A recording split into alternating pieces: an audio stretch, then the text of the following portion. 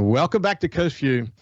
I really, I would say enjoyed. I don't enjoy a conversation about insurance and insurance impact, but Commissioner Mike Chaney, I'm glad he took the time to visit with me today so that we could talk about these looming challenges that we're facing as it relates to the flood insurance program.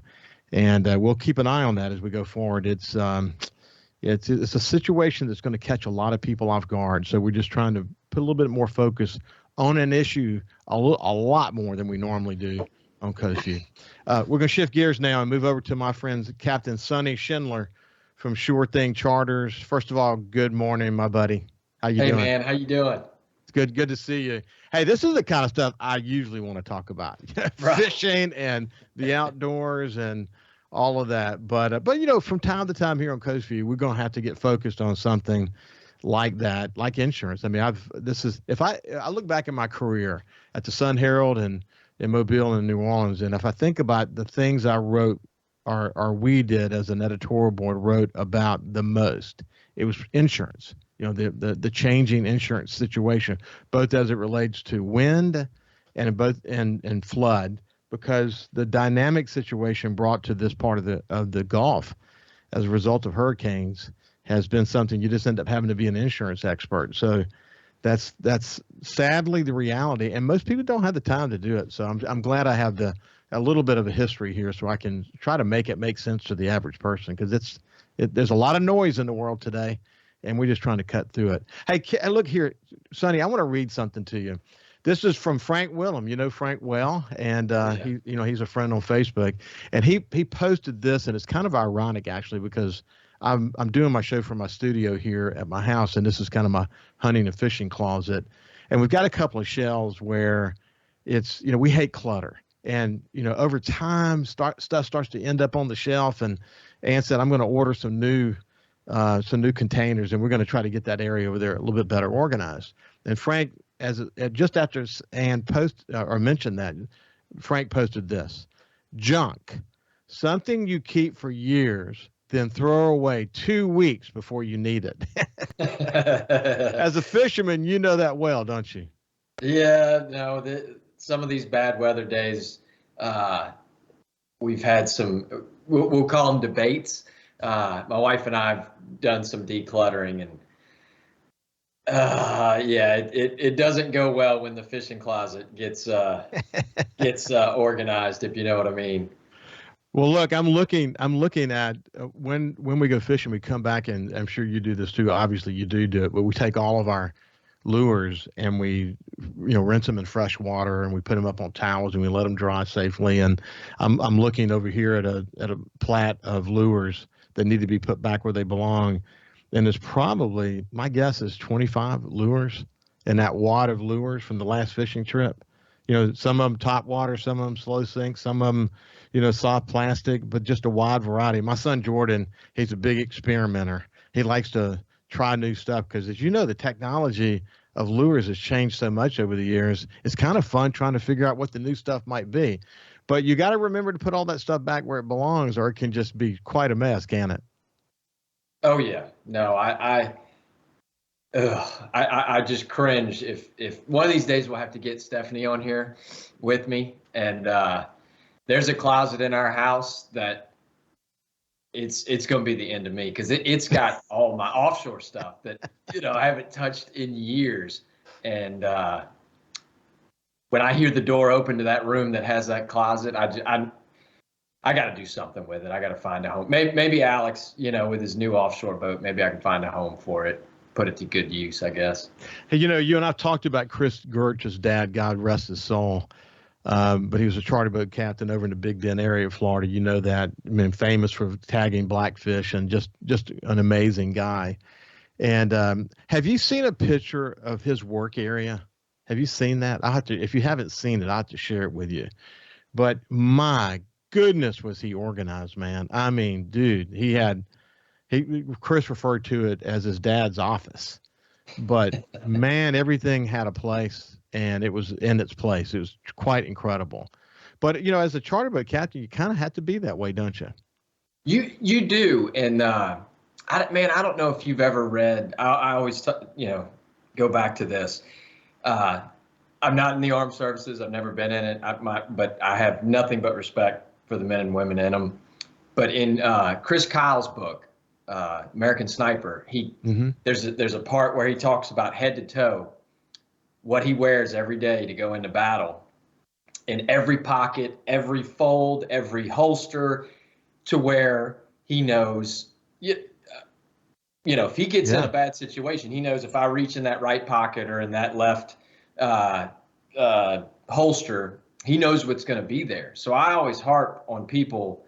My boat is not spotless. Some of our captains their boats are showroom ready every day, but I know where everything is on my boat. Yeah, where the snips are and the weights and the extra external batteries, and I know where everything. It may not be the cleanest, but it's organized to me, if that makes sense. Yeah, I get it. I'm a clean nut on at least my big boat. I'm a clean nut. I want it to be, if we get blood, man, I'm wanting to get it off as quick as possible. And, sometimes we're moving too fast. Of course, you catch one yellowfin tuna, and that'll solve that pretty quick. And then if or a white trout, one angry white trout will destroy your boat in 3 seconds. Or a ladyfish and let it do what it does, But yeah, it's interesting because if for example, if you're at the salt domes and you're doing chunking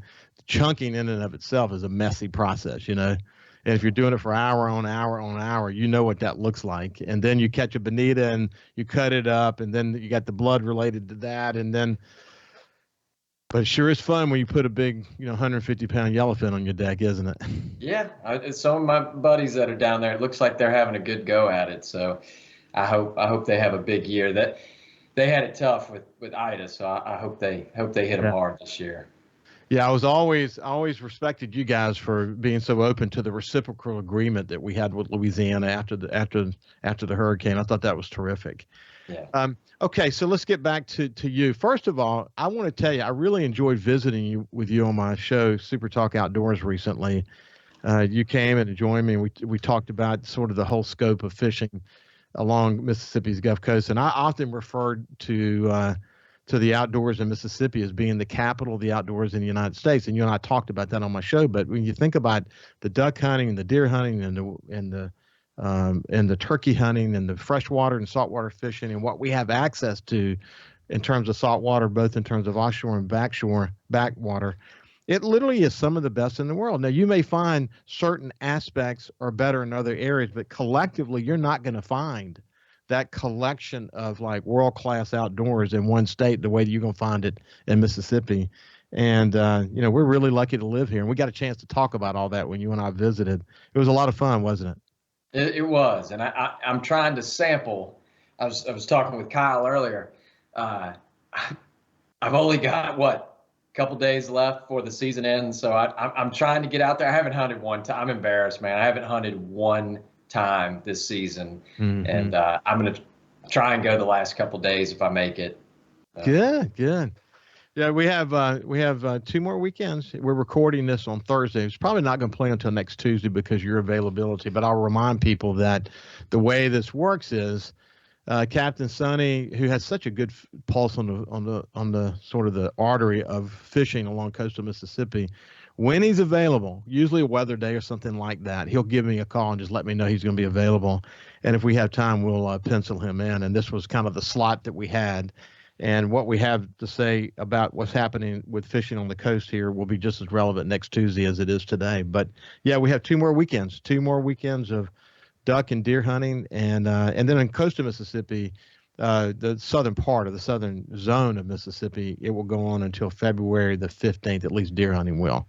And then we start to get into the spring and start talking about turkey and all the getting ready for next year deer season starts. We start working on that already. There's no rest for the weary, but it's all part of the fun of the process. You know what I'm saying? That's the beauty of it. So what's the picture of fishing look like here on coast of Mississippi today? Today it's rainy and windy. So I'm hanging out with you, but for the most part, man, our sheephead have been. I don't know where these suckers came from, but they're huge this year. People have really, really enjoyed that. The red fishing on the days we can get out. I know we were talking earlier about the low water, and I enjoy low water. I may not explore as much in low water, but I'll go back and check the areas that I'm semi or pretty familiar with, so that I learn ditches and shorelines that have shells and bars and whatnot.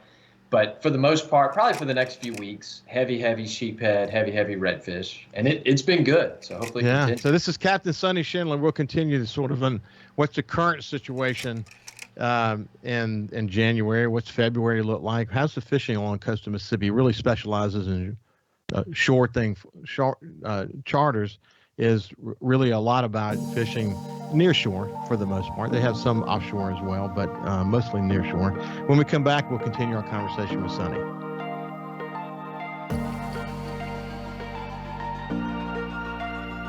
Welcome back to Coast Vue. I have Sonny Schindler, Captain Sonny Schindler from Shore Things Charters.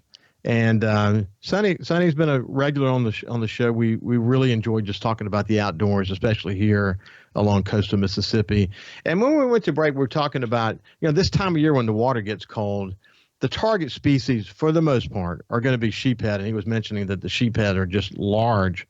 For someone who is not a regular fisherman, that can be a fun fish to catch, and it's a great fish to eat, isn't it?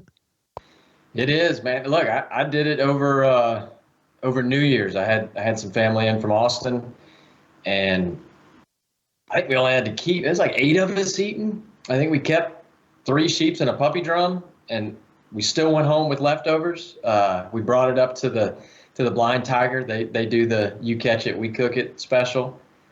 Unbelievable. We caught more fish. We let stuff go, but took a bunch of pictures, had some good food. It was a nice treat, man. That's a really neat arrangement you guys have with the Blind Tiger, isn't it?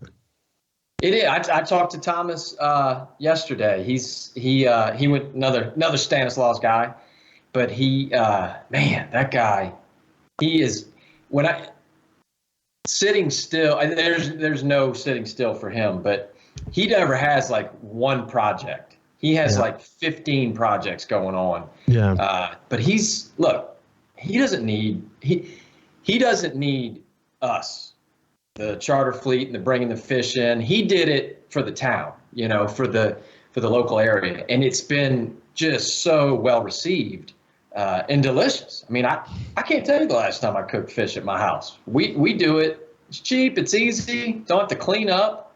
And they're way better at it. I'm a big fan of finding someone better. Thomas has been incredible.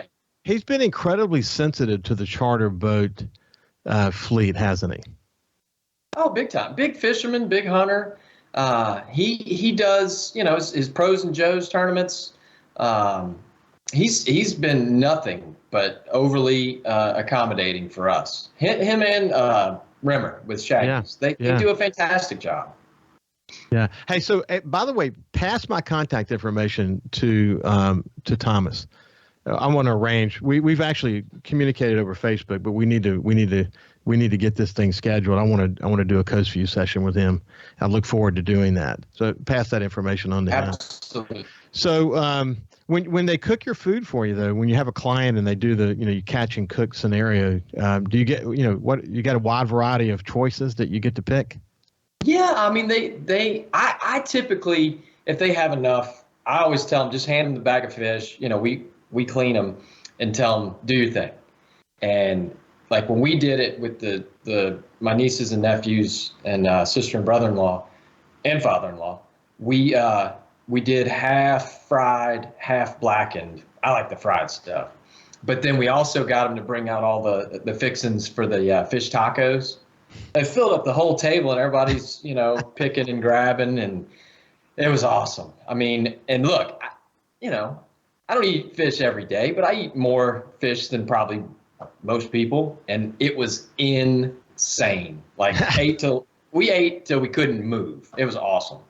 It's really, really neat. I remember on one of our trips down to Cabo, and we caught a bunch of yellowfin tuna. We caught some dolphin. Caught my first striped marlin, I might add. But we brought a bunch of tuna back to the place where we were staying. And when I got done, man, we had so many different kinds of, some cooked, obviously some sushi. But once it was all said and done, I said, I'm never eating another tuna in the rest of my life because I ate too much.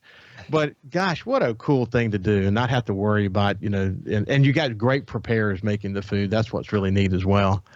So yeah, and the other thing is redfish. I mean, you catch, if the conditions are right, redfish can be plentiful this time of year, can't they? It's been good, man. Everything's been right. The bait's there. The little crabs have been up on the banks, and the grass shrimp and the little minnows. Usually when I get in an area, I may not see fish, but I'll look on the shorelines and just kind of see what's going on. If the bait is there, typically the little shrimp and they're mollies, they're little cacajos, the little fat stubby things, and the little $half size crabs. If they're moving around, you're in the right stuff, and it's been going on. So I just hope it carries through. Just want a normal year. I don't want an A+ year. I don't want an F-. I just a B- year. No floods, no storms. Yeah, man. Slow down the elements. Let's get salinities back to normal so that we can enjoy it sooner in the summer, and not like in the case of Biloxi Bay. We didn't have the salinities right in Biloxi Bay until September. I mean, it was just truly remarkable year for us. Anyway, Sonny, you keep up the good work. And next time we talk, actually, I want to spend more time talking about, you've done this before, but you gave me some data recently about the tagging operation that you have maintained for a number of years. And I really appreciate you giving back to conservation in that way. We'll talk more about that because I think that is really awesome. It's a great role that a charter boat captain can play to contribute toward giving us more science and data so we can really understand more about the fisheries. But anyway, thank you for joining us. Happy New Year to you, and we'll see you soon. Thanks, man. Thank you. Thank you for joining us. We'll see you tomorrow.